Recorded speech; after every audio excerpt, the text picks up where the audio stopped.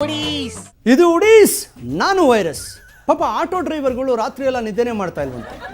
Gas trouble ಅವ್ರಿಗೆಲ್ಲ ಕಂಡ್ರೆ ಆಟೋಗೆ gas rate ಜಾಸ್ತಿ ಆದಾಗಿಂದ ಕಸ್ಟಮರ್ಸ್ ಹತ್ರ ಡೈಲಿ ಗಲಾಟೆ ಮಾಡ್ಕೊಂಡು ಅದೇ ಗುಂಗಲ್ಲಿ ನಿದ್ದೆನೇ ಮಾಡ್ತಾ ಇಲ್ವಂತೆ ಪಾಪ ಅವರು. ಅದನ್ನು ನೆನಪಿಸ್ಕೊಂಡ್ರೆ ಕಣ್ಣಲ್ಲೇ ನೀರು ಬಂದ್ಬಿಡುತ್ತೆ.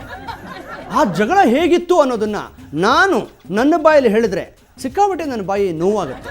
ಹಾಗಾಗಿ ವಿಜುವಲಲ್ಲೇ ನೋಡ್ಕೊಂಬಂದ್ಬಿಡೋಣ. ಸೌಂಡು ಸಖತ್ತಾಗಿರುತ್ತೆ ಅಲ್ವೇನ್ರ? ಪ್ಲೇ ಮಾಡ್ರ.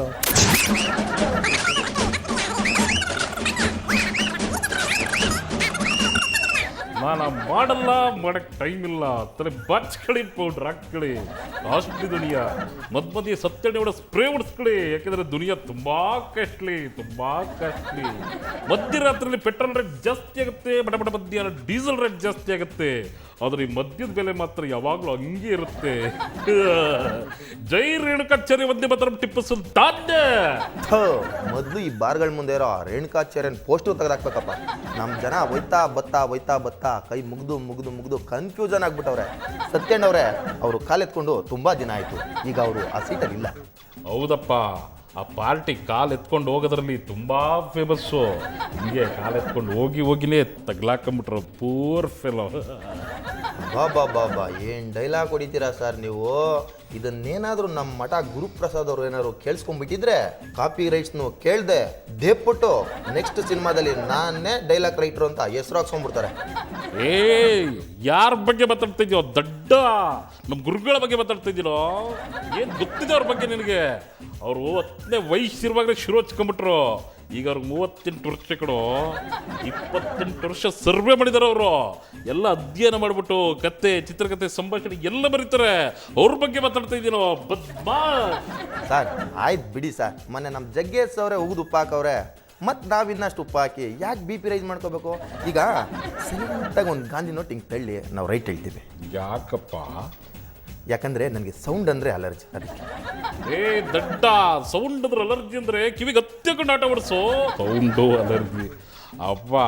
ನೀವು ಒಂದೇ ಒಂದು ಗಾಂಧಿ ನೋಟ್ ಸಾಕೇನೋ? ಸರ್ ಸದ್ಯಕ್ಕೆ ಸಾಕು ಕೊಟ್ಟಿರಿ ಸರ್, ಆಮೇಲೆ ಬೇಕು ಅಂತಂದರೆ ಮುಂದಕ್ಕೆ ನೋಡೋಣ.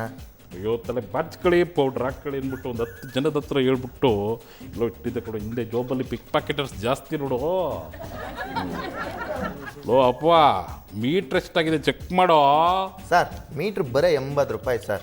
ಮೀಟ್ರ್ ಮೇಲೆ ಎಕ್ಸ್ಟ್ರಾ 20 ರೂಪಾಯಿ ಅಂತಂದರೆ 80, 20, 100 ಆಯ್ತಲ್ಲ ಸರ್. ನೀವು ಡೌ ಮಾಡಿ ಕೊಡಿ ಸರ್ ಫಸ್ಟು ಸರ್. ಅಲ್ಲಪ್ಪ, 80 ರೂಪಾಯಿ ಮೀಟ್ರ್ ತೋರಿಸ್ತಾ ಇದೆ, 20 ರೂಪಾಯಿ ಎಕ್ಸ್ಟ್ರಾ ಕೇಳ್ತಾ ಇದೆಯಾ? ಸರ್ ಏನು ಮಾಡೋದು ಸರ್, ಗ್ಯಾಸ್ ಟ್ರಬಲ್ಲು. ನಿನಗೆ ಗ್ಯಾಸ್ ಟ್ರಬಲ್ ಆದರೆ ನಾನ್ಯಾಕೆ 20 ರೂಪಾಯಿ ಎಕ್ಸ್ಟ್ರಾ ಕೊಡಲಿ? ಸರ್ ನನಗಲ್ಲ ಸರ್, ನನ್ನ ಆಟೋಗೆ ಆ ವೀರಪ್ಪ ಮೈಲಿಗೆ ಮಿದ್ಲು ಅವಾಗ ತಿರ್ಕೊಂಡ್ಬಿಡ್ತದೆ. ಇದ್ದಕ್ಕಿದ್ದಂಗೆ 100ರಿಂದ 200, 200ರಿಂದ 300 ರೈಟ್ ಜಾಸ್ತಿ ಮಾಡ್ತಾ ಇರ್ತಾರೆ. ಹಂಗಾದ್ರೆ ಎಕ್ಸ್ಟ್ರಾ ಹೋಗ್ಬಿಟ್ಟು ನೀನು ಅವ್ರ ಹತ್ರನೇ ಕೇಳ್ಬೇಕು ಕಣೋ, ನನ್ನ ಹತ್ರ ಕೇಳ್ತಾ ಇದೆಯಾ? ಆದರೂ ನೀನು ನೋಡಿದ್ರೆ ಯಾಕೋ ಕರುಣೆ, ಅನುಕಂಪ ಎಲ್ಲ ಉಕ್ಕಿ ಬರುತ್ತೆ ಕಣೋ. ಹೌದಾ? ಯಾಕೆ ಸರ್? ನಿನ್ನ ನೋಡ್ತಾ ಇದ್ರೆ ಸತ್ತೋಗಿರೋ ಹೆಂಡತಿ ತಮ್ಮನ ಜ್ಞಾಪಕ ಬರ್ತಾ ಇದೆ ಕಣೋ. ಆದರೂ ಈ ಗೌರ್ಮೆಂಟ್ ಅವರು ಆಟೋ ಡ್ರೈವರ್ಗೆ ಎಷ್ಟು ತೊಂದರೆ ಕೊಡ್ತಾರೋ. ಇರಲಿ ಬಿಡ, ಯೋಚನೆ ಮಾಡಬೇಡ. ವೀರಪ್ಪ ಇಲ್ಲಿಗೆ ಹೇಳಿದ್ರಾಯ್ತು ಬಿಡ, ತಲೆ ಕೆಡಿಸ್ಕೊಬೇಡ.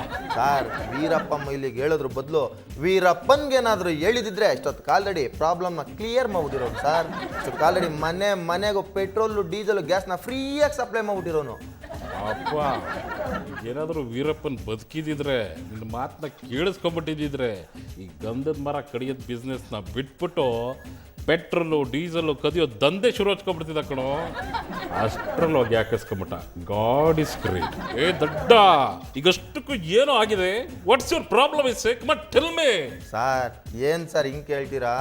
ಬೆಳಗ್ಗೆಯಿಂದ ಆಟೋ ಓಡಿಸಿ ಸುಸ್ತಾಗಿ ನಿಮ್ಮಂಥ ಕಸ್ಟಮರ್ಗಳ ಜೊತೆ ಬೈಸ್ಕೊಂಡು ಮನೆಗೆ ಬಂದು ಶಿವ ಅಂತ ಕಾಲಿಟ್ಕೊಂಡು ಮಲ್ಕೋತೀವ, ನಿದ್ದನೇ ಬರಲ್ಲ ಸರ್. ಅದಕ್ಕೆ ಕೊಡೋ ದೊಡ್ಡವ್ರನ್ನ ಮಾತು ಕೇಳಿದರೆ ಯಾವ್ಯಾವ ಕಾಲದಲ್ಲಿ ಏನೇನಾಗಬೇಕು ಅದು ಆಗ್ಬೇಕು ಕಣೋ. ನೋಡಿದ್ರೆ ಬ್ಯಾಚುಲರ್ ಥರ ಕಾಣ್ತೀಯ. ಮದುವೆ ಮಾಡ್ಕೊಳ್ಳೋ, ಟೈಮ್ಗೆ ಊಟ ತಿಂಡಿ ಬಿತ್ತು ಅಂತ ತಿಳ್ಕೊ, ಸರೋಗ್ಬಿಡ್ತೀಯ. ಹೆಲ್ತ್ ಪ್ರಾಬ್ಲಮ್ ಸರೋಗ್ಬಿಡುತ್ತೆ ಕಣೋ. ಇಲ್ಲ ಅಂದರೆ ನಿನ್ನ ಪ್ರಾಬ್ಲಮ್ ಕೂಡ ನಿನ್ನ ಆಟೋ ಗ್ಯಾಸ್ ಟ್ರಬಲ್ ಥರ ಆಗ್ಬಿಡುತ್ತೆ ಕಣೋ. ಸರ್ ಆ ಟ್ರಬಲ್ ಬೇಕಾದ್ರೆ ತಡ್ಕೊಬೋದು ಸರ್, ಈ ಆಟೋ ಗ್ಯಾಸ್ ಟ್ರಬಲ್ ತಡ್ಕೊಳಕ್ಕಾಗಲ್ಲ ಸರ್. ಎಲ್ಲಿ ನೋಡಿದ್ರು ಗ್ಯಾಸು ರೈಟ್ ಜಾಸ್ತಿ ಆಗಿಬಿಟ್ಟು ಗ್ಯಾಸ್ದೇ ದೊಡ್ಡ ಪ್ರಾಬ್ಲಮ್ ಆಗ್ಬಿಟ್ಟಿದೆ ಸರ್. ಅಪ್ಪ, ನಿನ್ನ ಹತ್ರ ಒಂದು ರಿಕ್ವೆಸ್ಟ್ ಕಣೋ. ಮಾತೆತ್ತಿದ್ರೆ ಗ್ಯಾಸು ಗ್ಯಾಸು ಗ್ಯಾಸು ಅಂತ ಹೇಳ್ತಾ ಇದೆಯಾ. ಆ ಗ್ಯಾಸು ಅಂತ ಕೇಳಿದ್ರೆ ಜ್ಞಾನ ತಪ್ಪು ಬೀಳುವಂಗೆ ಆಗುತ್ತೆ ಕಣೋ, ಕೇಳೋಕ್ಕೆ ಒಂಥರ ಆಗುತ್ತೆ ಕಣೋ. ಸರ್ ನಿಮಗೆ ಕೇಳೋಕ್ಕೆ ಒಂಥರ ಆಗ್ಬಿಟ್ರೆ ನಮಗೆ ದಿನ ಬೆಳಿಗ್ಗೆ ಕಾಸು ಇರಲಿ ಇಲ್ಲದೆ ಇರಲಿ ದಿನ ಗ್ಯಾಸ್ ಹಾಕ್ಸಿ ನಮ್ಗೆ ಹೆಂಗಾಗಿರ್ಬೇಡ ಹೇಳಿ ನಮ್ಮ ಪಾಡು. ನೋಡೋ, ಈ ಬೆಂಗಳೂರಲ್ಲಿ ಬರೀ ಆಟೋ ಓಡಿಸಿದ್ರೆ ಮಾತ್ರ ಜೀವನ ಮಾಡೋಕ್ಕಾಗಲ್ಲ ಕಣೋ, ನೀವು ಬೇರೆ ಏನಾದ್ರು ಮಾಡ್ಬೇಕು ಕಣೋ. ನೋಡು, ಈ ರೋಡ್ ಸೈಡ್ ಆಮ್ಲೆಟ್ ಹಾಕೋದು, ಈ ಬೋಂಡ ಬಜ್ಜಿ ಹಾಕೋದು, ಇದೆಲ್ಲ ಕಲ್ತ್ಕೋಬೇಕು ನೀನು. ಓ, ಅದರಲ್ಲೂ ಒಳ್ಳೆ ದುಡ್ಡು ಸಂಪಾದನೆ ಮಾಡಿ ರಾತ್ರೋರಾತ್ರಿ ಶ್ರೀಮಂತರಾಗ್ಬೋದು ಅಂತಂದರೆ ಅದನ್ನು ಮಾಡೋಣ ಬಿಡಿ ಸರ್. ಥೋ, ಯಾ ಮಾರಿದ್ರೆ ಶ್ರೀಮಂತರಾಗಬೇಕಂತಾರಪ್ಪ ನಮ್ಮ ಜನ. ಓ ಅಣ್ಣ, ಕಷ್ಟಪಡಲ್ಲಾದ್ರೆ ಕಕ್ಕನು ಬರಲ್ಲ ಕಣೋ.